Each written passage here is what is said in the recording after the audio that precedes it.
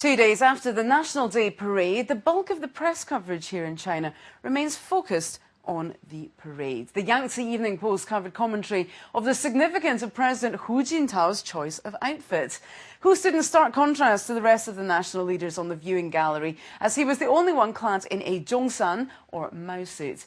The paper explained that as chairman of the Central Military Commission, Hu's dress was typical, something much of the Western media doesn't realise.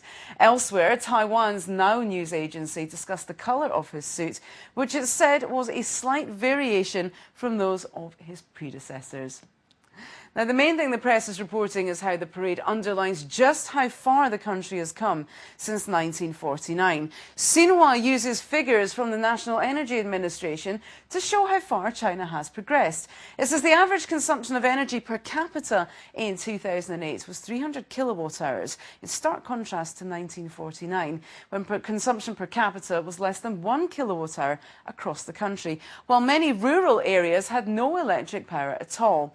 2008, 2 million rural homes remained without power, but Xinhua added that over $58 billion has been pumped up into rural power supplies since 1998. Now, the Changchun Morning News has this story of a drunk who sparked a manhunt after he called the police asking for directions.